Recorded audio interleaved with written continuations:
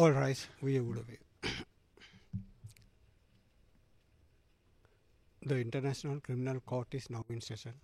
Lord John, the Court Panel International at O8. Please be seated. Voyez-vous asseoir.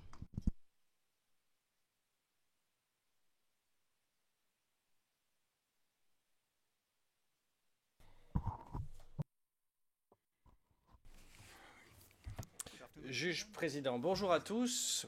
Monsieur le greffier d'audience, vous voulez bien appeler l'affaire? Bonjour, monsieur le président, messieurs les juges. Il s'agit de la situation en République d'Ouganda, en l'affaire Le Procureur contre Dominique Ongwen, référence de l'affaire ICC 0204 0115, et nous sommes en audience publique. Président, merci beaucoup. Je souhaite la bienvenue à tout le monde dans cette salle d'audience. J'aimerais d'abord dire au fin du dossier que monsieur Dominique Ongwen, le représentant légal des victimes, M. Joseph Manoba, et son assistant de terrain, Mme Lise-Noël Atto, ainsi que le membre de l'équipe commune de représentation légale, M. Kovacic, participent à cette audience à distance. J'aimerais remercier le personnel du greffe d'avoir facilité leur participation à travers l'utilisation de technologies vidéo. Merci également à tous ceux qui ont participé à cette procédure. J'aimerais demander à présent à chacun de se présenter ainsi que leur équipe pour le dossier.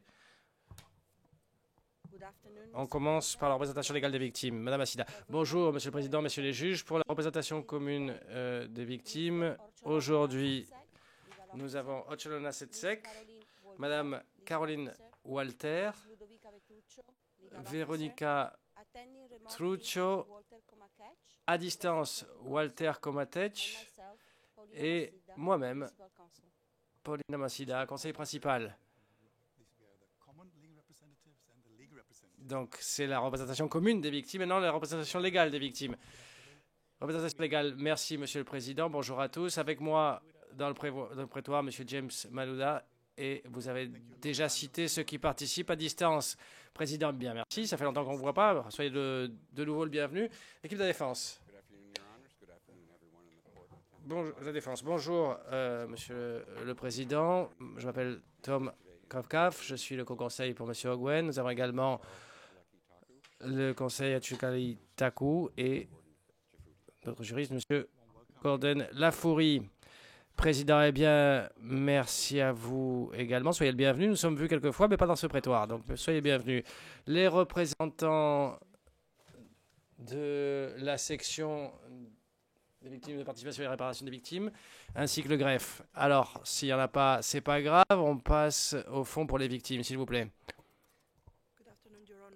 Bonjour, messieurs les juges. Isabella Verduzco, directrice exécutive du Fonds pour les victimes, et j'ai l'équipe juridique du Fonds, Mme Francesca Gomez, M. Chekfal, Mme Vida Choulette et M. Marcelo Martoy. Président, et pour finir, cette fois-ci, le bureau du procureur. Le procureur, bonjour, Monsieur le Président, Messieurs les juges, bonjour à tous. L'accusation est aujourd'hui représentée par Onyu Chang, Marichel Regge, conseiller en appel, Yasmina Soljanovic et moi-même, Léonie Von Braun, conseiller principal. Procureur principal. Merci beaucoup. Je présente également la Chambre. Je m'appelle Bertrand Schmidt. Je suis le juge président de cette Chambre. À ma droite, M. Kovac et à ma gauche, le juge Changutu. Nous sommes accompagnés par les membres de nos personnels, de nos équipes juridiques. Ils sont tous ici en salle. Certains sont également dans la galerie du public. Et nous sommes aujourd'hui réunis pour prononcer l'ordonnance de réparation en cette affaire, telle que le prévoit la règle 144.1 du règlement. La Chambre propose un résumé de ses conclusions en présence, comme nous l'avons entendu au début, de la personne condamnée, M. Ongwen, l'équipe de défense, les représentants légaux des victimes et le bureau du procureur. Voyons, pour commencer, la portée de l'affaire dont nous parlons. La Chambre rappelle que le 4 février 2021, M. Dominique Ongwen, un membre de haut niveau de l'armée de résistance du Seigneur, LRA en anglais, a été reconnu coupable par cette chambre de 61 chefs, parmi lesquels crimes contre l'humanité, crimes de guerre perpétrés en Ouganda du Nord entre le 1er juillet 2002 et le 31 décembre 2005. Le 6 mai 2021, la Chambre a condamné M. Ongwen à une peine de 25 années d'emprisonnement. La décision et la peine ont tous deux été confirmés par la Chambre d'appel le 15 décembre 2022. Comme nous le détaillerons plus en avant, les chefs pour lesquels M. Ongwen a été reconnu coupable incluent des crimes perpétrés dans le contexte des 4 attaques des camps de réfugiés internes de Pajoulé, Odek, Lukodi et Abok, et des crimes sexuels et de caractère sexiste, ainsi que le crime d'enrôlement d'enfants de moins de 15 ans et leur utilisation dans des conflits armés.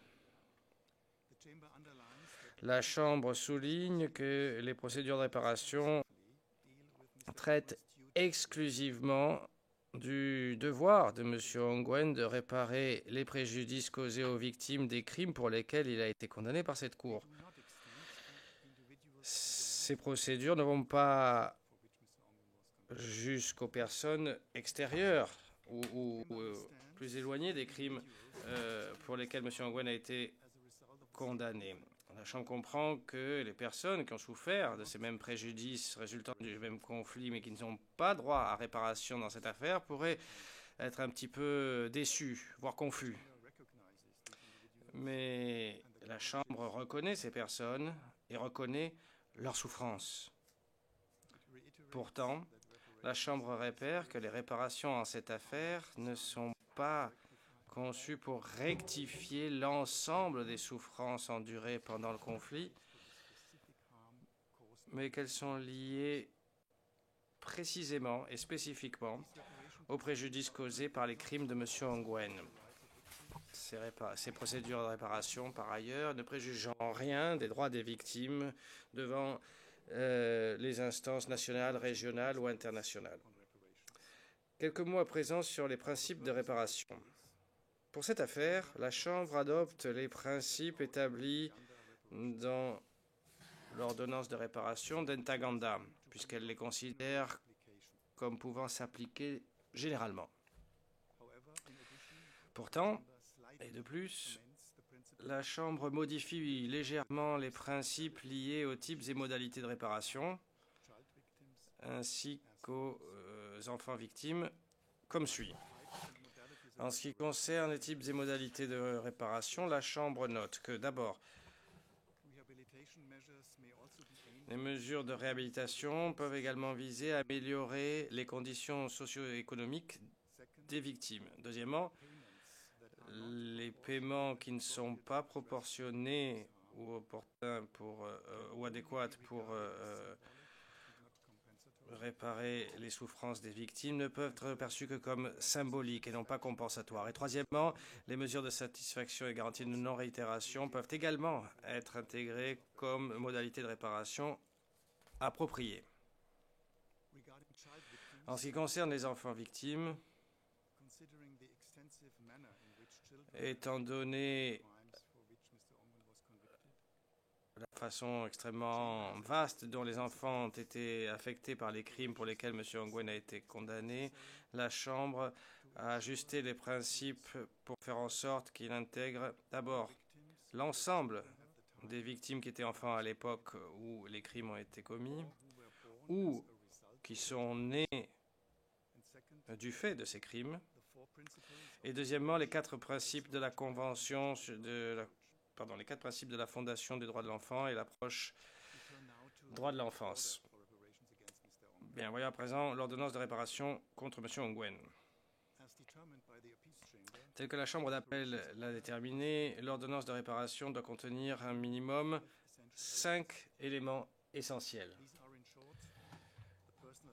qui sont la responsabilité de la personnelle, les victimes, les préjudices, les modalités de réparation et la somme dont l'accusé sera responsable. La Chambre va à présent détailler ses conclusions par rapport à chacun de ces éléments. Premier élément, responsabilité personnelle. La Chambre note que le cadre légal de la Cour ne permet pas que l'on s'écarte du principe de responsabilité. Cela établit clairement qu'une ordonnance de réparation doit être émise en toutes circonstances contre la personne condamnée. Lorsque cela est opportun, ce type d'ordonnance de réparation peut en plus être fait à travers le Fonds pour les victimes. Et en conséquence, l'ordonnance de réparation actuelle est contre M. Ongwen à faire à travers le Fonds pour les victimes.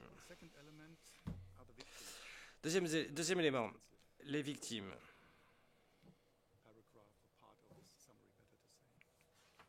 C'est une grande partie de ce résumé, pour ainsi dire. Au vu des réparations octroyées, comme nous les verrons en détail ultérieurement, la Chambre établit des critères d'éligibilité pour ces réparations. Elle indique les caractéristiques des catégories des victimes éligibles afin de permettre leur identification lors de la phase de la mise en œuvre. La Chambre souligne une nouvelle fois que l'éligibilité aux réparations sera déterminée en faisant référence selon la portée territoriale, temporelle et thématique des crimes pour lesquels M. Ongwen a été condamné et pas au-delà. En ce qui concerne les victimes, nous devons différencier les victimes directes des victimes indirectes. Voyons d'abord les victimes directes. Personnes légales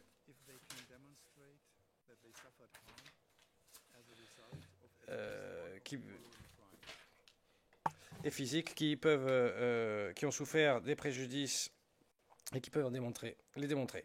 D'abord, les victimes des attaques. Dans le contexte des 4 attaques contre les camps de réfugiés internes de Pajoulé, 10 octobre 2003, Odek, 29 avril 2004, Lukodi, le ou autour du 19 mai 2004, et Abok, 8 juin 2004, les victimes suivantes sont éligibles aux réparations. Victimes des chefs 1, 11, 24 et 37, attaques contre population civile en tant que telle, en tant que crime de guerre. Les civils, résidents ou non résidents présents dans les camps de réfugiés internes de Pajoulé, Odek, Lukodi et Abok au moment des attaques. Victimes des chefs 2, 3, 12, 13, 25, 26, 38 et 39. Meurtre comme crime contre l'humanité, crime de guerre. Les civils tués par l'armée de libération du Seigneur lors des attaques contre les camps de réfugiés internes, qui incluent au moins 4 civils à Pajoulé, au moins 52 civils à Odek, au moins 48 civils à Lukodi et au moins 28 civils à Abok. Victimes des chefs 14, 27, 28, 40 et 41. Tentative de meurtre comme crime contre l'humanité et crime de guerre.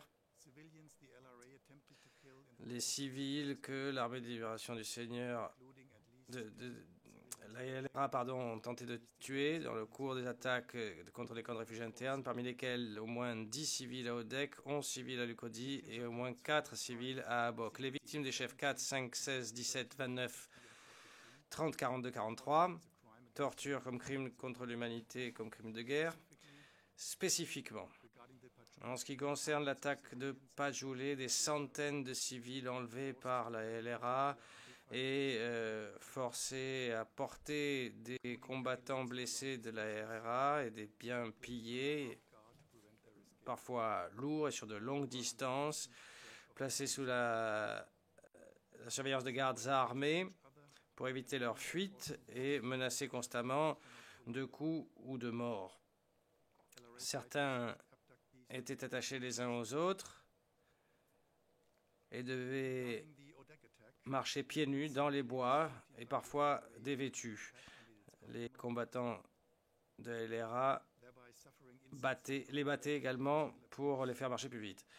En ce qui concerne l'attaque de Odek, des civils gravement maltraités par les LRA pendant l'attaque et après, souffrant des cas d'abus physiques graves, des coups avec des bâtons et des crosses. Une femme a été violée avec un peigne ou une brosse et un bâton utilisé pour cuisiner, et son mari est obligé de regarder. Les civils de 11 ou 12 ans ont été enlevés, forcés à porter de lourdes charges sur de longues distances, parfois pieds nus, et étaient sous la surveillance de gardes armés et menacés constamment de coups et de morts. En ce qui concerne l'attaque de Lukodi, les civils maltraités gravement par les RA au cours de l'attaque et après, et forcés de mener de lourdes charges, parfois sur de longues distances, attachés les uns aux autres, sous la menace constante de coups ou de morts. Les civils étaient également blessés, violés, battus. Les femmes a forcé d'abandonner leurs enfants dans la forêt. Les combattants LRA jetaient les enfants, même parfois des bébés, dans la forêt lorsqu'ils pleuraient et qu'ils rendaient plus difficile la progression de leur mère. En ce qui concerne l'attaque d'Abok, des civils souffrant de maltraitance grave de la part des LRA au cours de la fuite à partir du camp dans la forêt, forcés de porter de lourds biens pillés, et au moins un combattant blessé sur de longues distances, parfois sous la menace de coups ou de mort, battu comme une mesure d'intimidation pour les autres, et un a été obligé de tuer une autre personne à enlever comme un exemple pour les autres. Victimes des chefs 8, 20, 33 et 46. Asservissement en tant que crime contre l'humanité. Spécifiquement en ce qui concerne l'attaque de Pajoula, des centaines de civils enlevés du camp de réfugiés internes de Pajoula par la LRA. En ce qui concerne l'attaque d'Odek, au moins 40 civils, y compris des femmes, des enfants et des hommes, des enfants de 11 à 12 ans parfois, enlevés du camp de réfugiés internes d'Odéac par la LRA. En ce qui concerne l'attaque de Lukodi, au moins 29 hommes, femmes et enfants enlevés du camp de réfugiés internes de Lukodi par la LRA. Et en ce qui concerne l'attaque à Bok, plusieurs civils enlevés du camp de réfugiés internes d'Abok par la LRA. Victimes des chefs 9, 21, 34 et 47. Pillage comme crime de guerre. Des résidents civils des camps de réfugiés internes au moment des attaques, au vu du pillage généralisé de foyers et de magasins dans les camps où les combattants LRA ont pris des aliments et d'autres biens dans le contexte des attaques de Pajoulé, Odek, Lukodi et Abok. Victimes du chef numéro 22, atteinte à la dignité comme crime de guerre. En ce qui concerne l'attaque, dans le cadre de l'attaque Odek, une personne enlevée a été forcée de tuer une autre personne enlevée avec un gourdin et ont été forcés à inspecter les cadavres. Une personne enlevée a été forcée à regarder quelqu'un se faire tuer, et des mères forcées d'abandonner leurs enfants sur le bord de la route, dont un a été abandonné dans un trou à ordures. Victimes des chefs 35 et 48, destruction de propriété comme crime de guerre, les résidents civils des camps de réfugiés internes de Lukodi et d'Abok au moment des attaques. Vu la destruction de plusieurs centaines de huttes et de foyers civils, des biens, y compris des aliments et des animaux domestiques. Victimes des chefs 10, 23, 36 et 49, persécution comme crime contre l'humanité, les civils persécutés pour raisons politiques parce qu'ils étaient perçus par les LRA comme étant affiliés ou comme soutenant le gouvernement ougandais dans le contexte de l'attaque de Pajoulé, à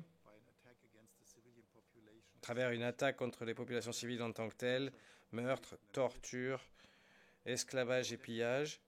L'attaque Odek, attaque contre la population civile en tant que telle, meurtre, tentative de meurtre, torture, esclavage, agression à la dignité personnelle et pillage.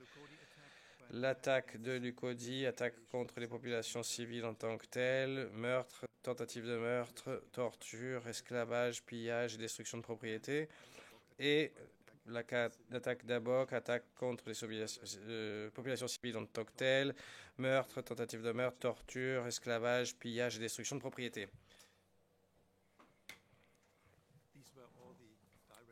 Voilà pour ce qui est des victimes directes des 4 attaques.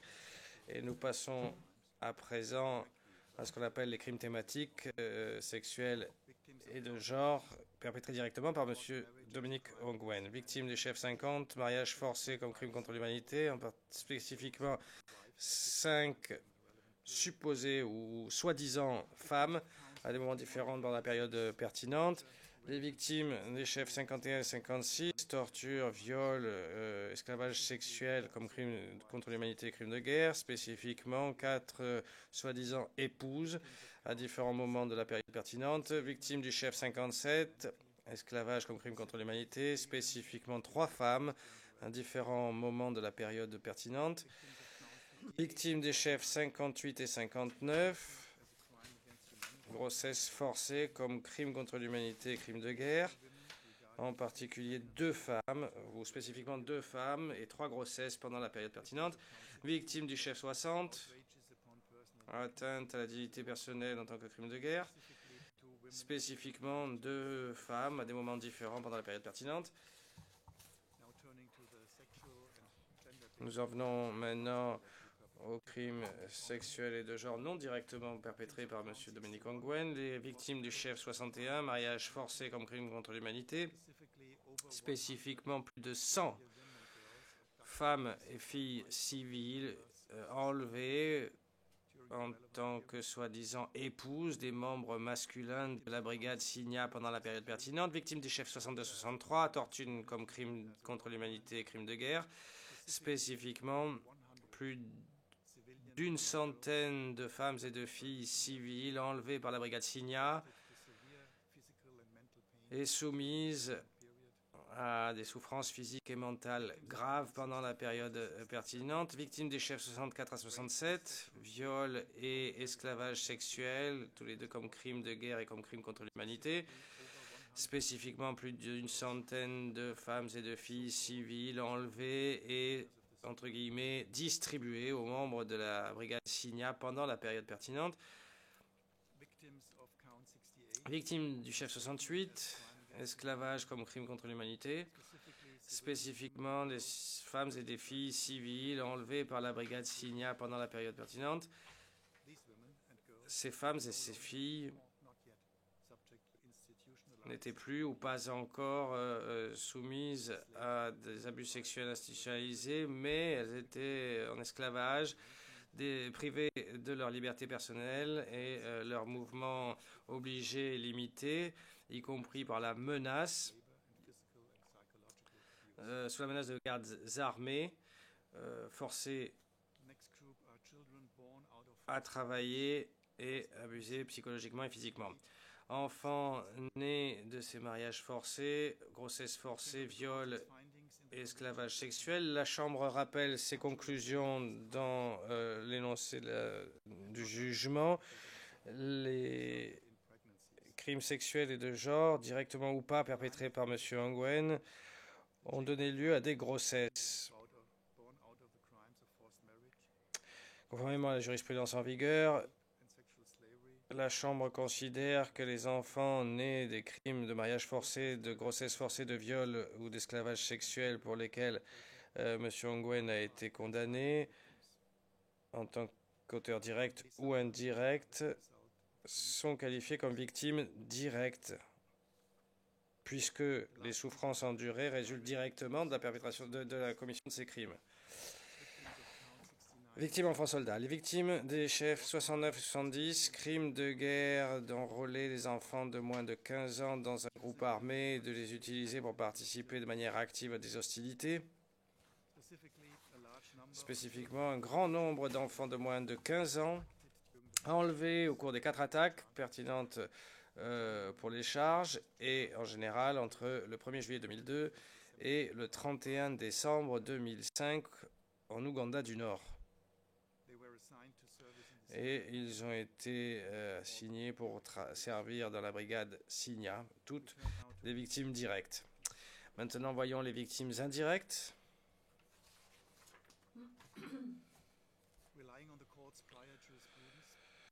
En s'appuyant sur la jurisprudence précédente de la Cour, la Chambre reconnaît comme victime indirecte toutes les catégories identifiées dans les affaires Lubanga et Ntaganda. En conséquence, à condition qu'elle puisse démontrer avoir souffert un préjudice personnel du fait de la commission des crimes contre les victimes directes et du lien causal entre ces crimes et leurs souffrances. Victimes indirectes intégreront les membres de la famille des victimes directes. Quiconque a tenté de prévenir la commission de l'un ou de plus de ces crimes, les personnes qui ont souffert alors qu'elles aidaient ou intervenaient en faveur des victimes directes, et quatrièmement, toute autre personne qui a pu souffrir de préjudice personnel du fait de ces délits. Conformément à la jurisprudence précédente, les victimes indirectes incluront ceux qui ont été les témoins de la commission de ces crimes, à condition qu'elles puissent démontrer leur souffrance personnelle et le lien avec ces crimes. En conséquence, la Chambre réaffirme qu'il faut veiller particulièrement à intégrer dans la réflexion les structures familiales et sociales des communautés affectées, sachant par exemple qu'en Afrique continentale, y compris en Ouganda, le concept de famille va bien au-delà du cadre d'un couple et de leurs enfants.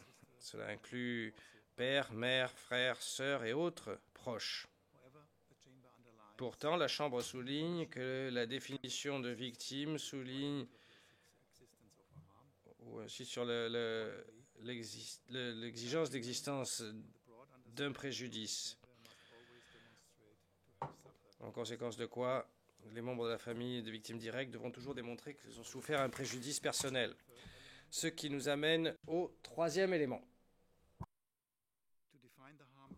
Pour définir le préjudice causé aux victimes directes et indirectes, la Chambre a pris en considération tous les éléments pertinents d'information qu'elle avait sous les yeux, y compris la décision portant condamnation, la décision fixant la peine, les éléments de preuve présentés pendant le procès, les observations des parties et autres participants dans la procédure et les informations que la Chambre a obtenues lors de son évaluation d'un échantillon représentatif de dossiers de victimes. La Chambre note que les éléments de preuve démontrent sans équivoque que des familles entières, la communauté des victimes des attaques sur les 4 camps de déplacés internes dans leur ensemble, des dizaines de milliers d'individus ont subi un préjudice immense à cause du caractère inimaginable des atrocités commises durant et dans le sillage des 4 attaques. Nous venons d'en parler en long et en large. De la même façon, plus d'une centaine de femmes et de filles et des milliers d'enfants, garçons et filles de moins de 15 ans, ont subi un préjudice grave et multiforme en conséquence de leur environnement. Beaucoup d'entre eux ont été soumis à des crimes sexistes et sexuels ou contraints à servir au sein de l'ALS en tant que soldats, gardés en captivité sous des méthodes cruelles de coercition physique et psychologique. Les éléments de preuve montrent que des communautés entières et des familles ont fait personnellement l'expérience d'attaques au cours desquelles des membres de leur famille, des voisins, des amis et d'autres dans leur communauté ont été tués ou gravement maltraités. Des maisons ont été détruites et incendiées, certains des résidents encore à l'intérieur. Et tout le reste, y compris l'aide alimentaire qui a été pillée ou détruite. Certains civils sont parvenus à échapper aux attaques, mais la plupart de ceux qui ont survécu ont ensuite été contraints à marcher à côté des cadavres répartis partout dans les camps. Les civils qui étaient enlevés étaient forcés à transporter des charges lourdes de biens pillés ou des combattants blessés sur de longues distances, attachés les uns aux autres, pieds nus. Ils étaient maltraités pour les forcer à marcher plus vite et les empêcher de s'enfuir. Certains ont subi de terribles abus physiques et psychologiques pendant leur marche pour quitter les camps. Les exemples sont épouvantables. Certains ont été frappés à mort. Certains ont été contraints à tuer d'autres personnes kidnappées. Certains enfants ont été enlevés à leur mère s'ils pleuraient ou ralentissaient la marche de leur mère. Et ils ont été jetés dans des fossés et abandonnés à leur mort. Arrivés au lieu où les forces de l'ALS se trouvaient avec d'autres personnes enlevées, les femmes et les filles étaient réparties parmi les soldats de l'ALS qui les assujettissaient à des crimes sexistes et sexuels.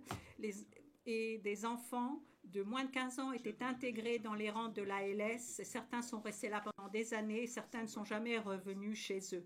En conséquence, la Chambre conclut que les victimes directes des attaques, les victimes directes des crimes sexuels et sexistes et les enfants nés de ces crimes, ainsi que les anciens enfants soldats, ont subi des préjudices graves et de longue durée, physiques, moraux et matériels.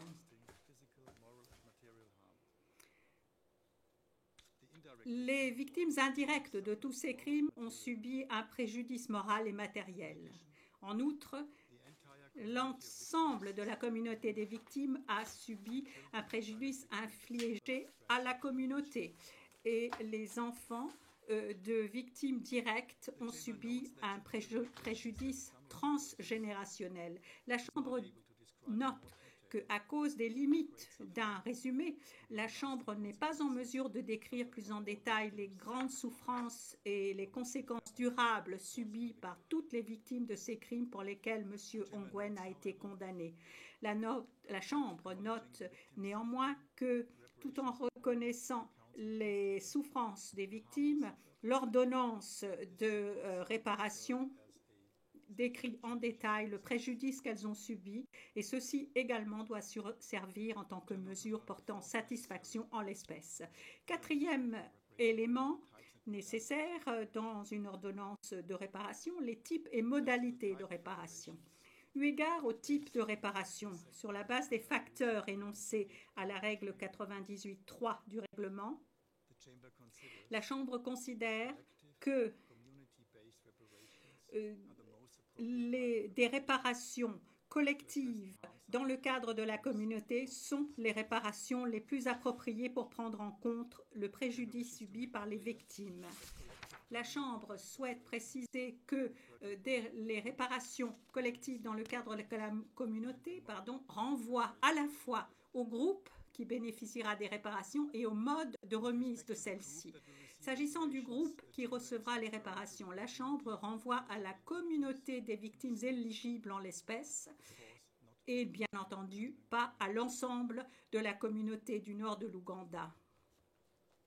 Eu égard au mode selon lequel les réparations seront attribuées, la Chambre renvoie aux mesures et programmes basés sur la communauté qui peuvent atteindre de grands nombres de victimes sans impliquer un trop grand déploiement de ressources.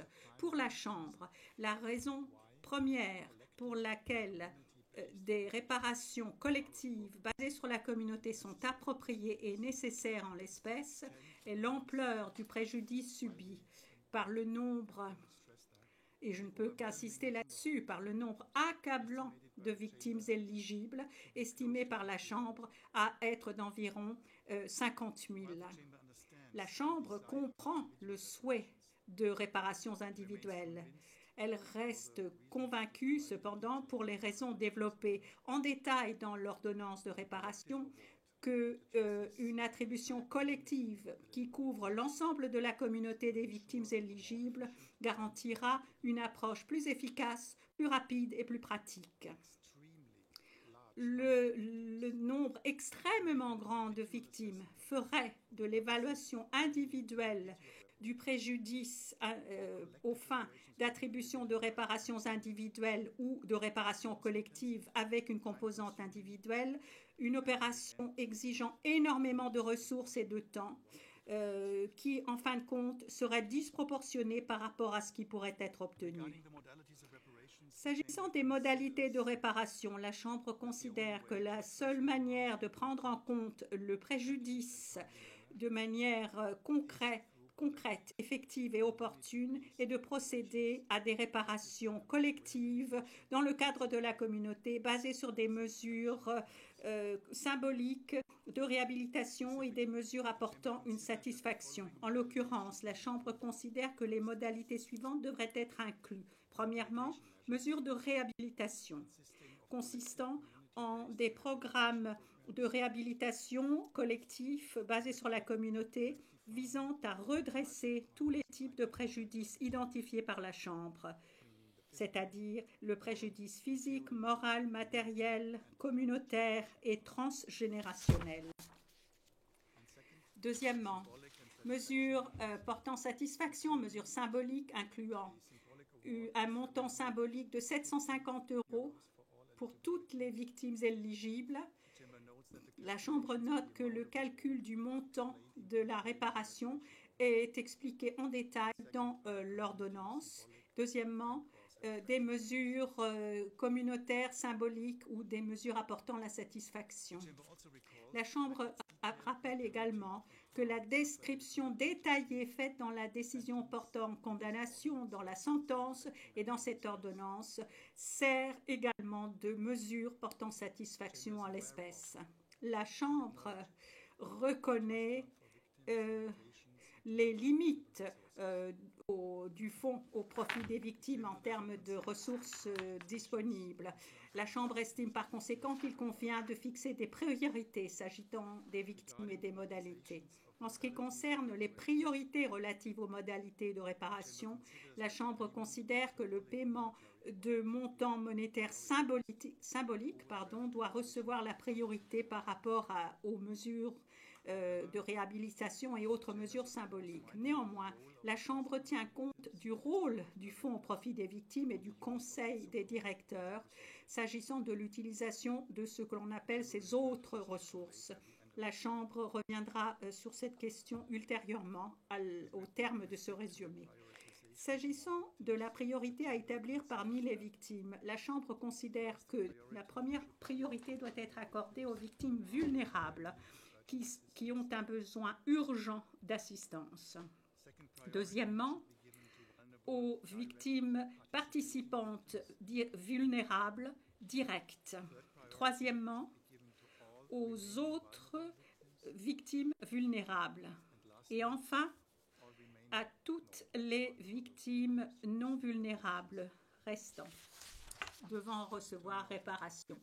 J'en arrive maintenant au cinquième élément, au dernier élément nécessaire dans une ordonnance de réparation, le montant, l'estimation de l'ampleur de la responsabilité, nombre estimé de victimes potentiellement éligibles. Le Chambre considère qu'elle n'a pas l'obligation stricte d'identifier le nombre précis de bénéficiaires potentiels dans les circonstances de l'espèce où des réparations collectives dans le cadre de la communauté sont attribuées.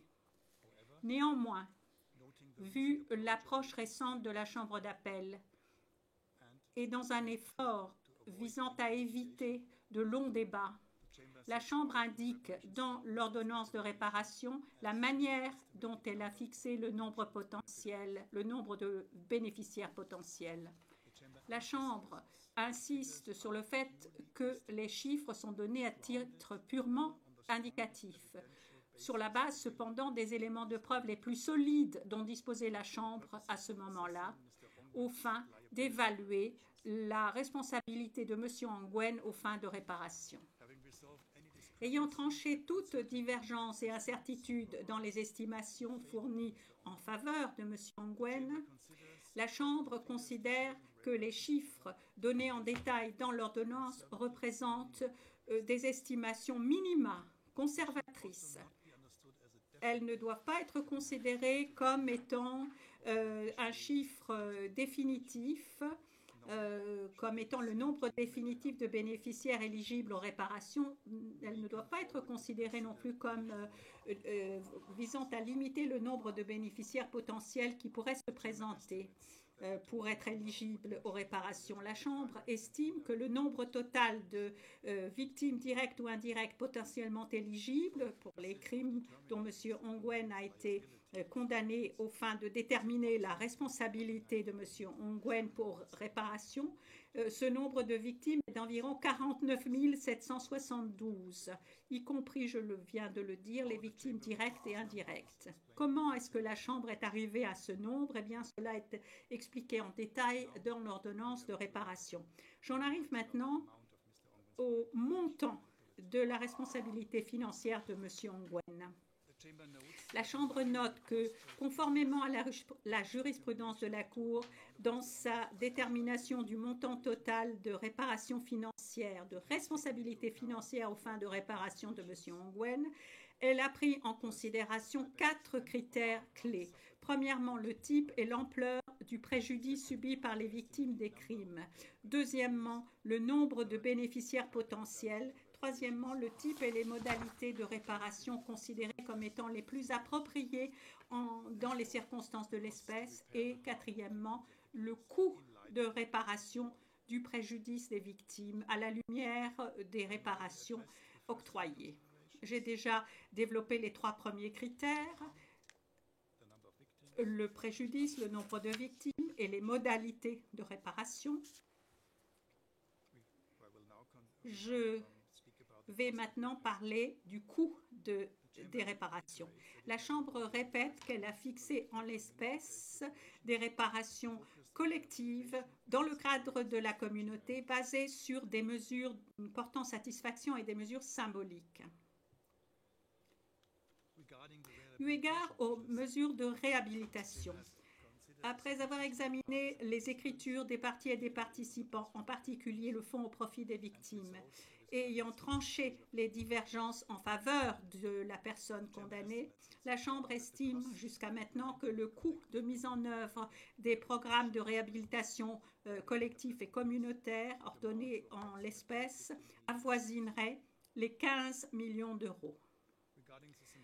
S'agissant des mesures portant satisfaction, des mesures symboliques décidées par la Chambre, eh bien, s'agissant du montant symbolique de 750 euros, le calcul est expliqué en détail dans l'ordonnance.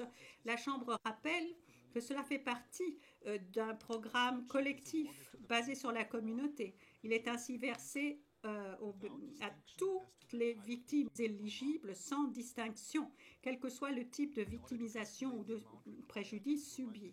Afin de calculer le montant pour ce paiement symbolique, la Chambre s'appuie sur son estimation du nombre total de victimes en l'espèce, c'est-à-dire environ 49 772 personnes.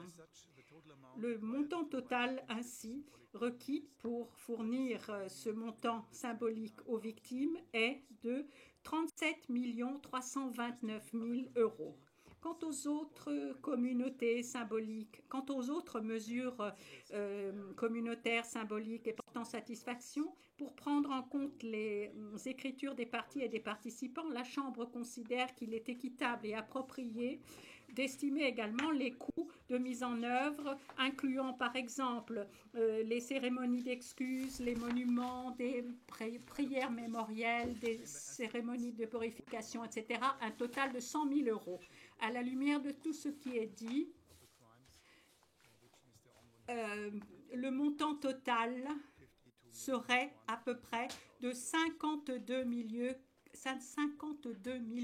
429 000. La Chambre estime que fixer le montant de la responsabilité de M. Ongwen aux fins de réparation à 52 429 000, que c'est un chiffre équitable, approprié, qui prend en compte les droits des victimes et ceux de la personne condamnée. Quelques mots maintenant en ce qui concerne la mise en œuvre.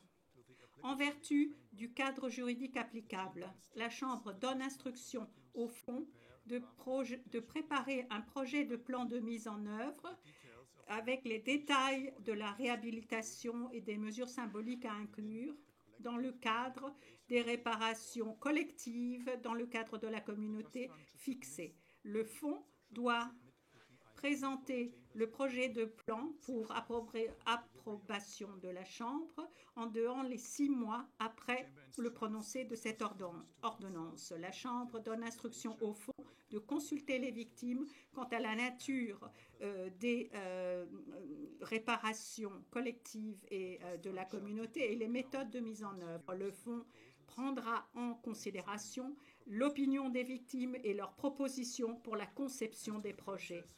Quant au processus d'évaluation de l'éligibilité administrative, la Chambre a décidé d'adopter le processus d'éligibilité conçu par la Chambre de première instance numéro 2 dans l'affaire Ntaganda. C'est ainsi que l'identification, la collecte d'informations, les évaluations de l'éligibilité reposeront sur la responsabilité du greffe par le biais de la section des victimes et de la participation des victimes et des réparations. La section d'information et de sensibilisation du public mènera des campagnes de sensibilisation à cet égard. La Chambre note qu'aucune propriété, aucun bien appartenant à M. Ongwen n'ont été identifiés à cette date. En conséquence, la Chambre le déclare indigent aux fins des réparations. Vu l'indigence de M. Ongwen, la Chambre reconnaît également que c'est au Conseil des directeurs du fonds de déterminer si et à quel moment utiliser ces autres ressources pour compléter les réparations attribuées en l'espèce. La Chambre encourage le fonds à compléter les montants de réparation dans toute la mesure du possible et à déployer des efforts de levée de fonds supplémentaires autant que nécessaire pour compléter la totalité des réparations. Néanmoins, la Chambre comprend que pour ce faire, pour que le fonds puisse compléter à plein les réparations, une levée de fonds substantielle devra avoir lieu. La Chambre rappelle que dès que le fonds pourra commencer à mettre en œuvre les réparations fixées dans l'ordonnance, ce qui, et la Chambre le reconnaît, pourra prendre un certain temps, la priorité devra être accordée au paiement des montants monétaires symboliques par rapport aux autres mesures symboliques et de réhabilitation. La Chambre rappelle également que, étant donné les limites en termes de ressources disponibles pour le fonds, des priorités supplémentaires ont été fixées dans l'ordonnance de réparation, ce qui implique que toutes les victimes ne recevront pas le montant symbolique au même moment, que les paiements dépendront des besoins urgents des victimes, de leur vulnérabilité et de la capacité du fonds à compléter les montants à répartir. La Chambre, à cet égard, souligne que les victimes ne peuvent pas s'attendre à ce que les paiements soient versés immédiatement après le prononcé de l'ordonnance. En outre, à la lumière de l'indigence de la personne concernée, la Chambre reconnaît qu'il n'y a pas de risque concret que les réparations ne soient pas payées par le fonds. Ne soit pas payé du tout, si le fonds ne parvient pas à soulever suffisamment de fonds pour compléter la réparation. À la lumière de ce qui vient d'être dit, la Chambre saisit cette opportunité pour encourager les États, les organisations, les entreprises, les personnes privées à soutenir la mission du fonds et ses efforts et à contribuer à ses activités. Enfin, la Chambre aimerait une fois de plus reconnaître la souffrance des victimes et exprimer sa préoccupation, sa compassion à leur égard. La Chambre souligne également qu'elle espère sincèrement que ces réparations seront reçues par les victimes aussi rapidement que possible, de manière à ce qu'elles puissent compenser le préjudice qu'elles ont subi d'une manière concrète, effective et opportune. Pour les raisons ci-dessus mentionnées, et je le répète, le texte de l'ordonnance est beaucoup plus détaillé à cet égard. J'en arrive maintenant aux raisons j'en arrive à la décision finale. Pour les raisons ci-dessus mentionnées, la Chambre, par conséquent, à l'unanimité, adopte les principes de Ntaganda avec de légères modifications relatives aux principes ayant trait aux types et modalités de réparation et aux victimes enfants, émet une ordonnance de réparation à l'encontre de M. Ongwen, ordonne des réparations collectives basées sur la communauté, visant des mesures de réhabilitation, des mesures symboliques et portant satisfaction aux victimes directes et indirectes éligibles de l'espèce, estime le nombre total de victimes directes et indirectes en l'espèce à environ 49 772 victimes, évalue la responsabilité de M. Ongwen aux fins de réparation à environ 52 429 000 euros, donne instruction au fonds d'élaborer un projet de plan de mise en œuvre dans le respect des exigences visées dans l'ordonnance et à soumettre celui-ci à la Chambre au plus tard le 3 septembre 2024. Invite les parties et le greffe à déposer leurs observations sur le projet de plan du fonds en dehors les 30 jours de la présentation de ce dernier, donne instruction au greffe par le biais de la section de sensibilisation de la Cour de concevoir et de mener par le biais et pendant toute la durée du processus d'éligibilité la campagne de sensibilisation nécessaire, donne instruction au greffe par le biais de VPRS de procéder à l'identification des bénéficiaires potentiels, aux évaluations d'éligibilité en vertu des instructions de la présente ordonnance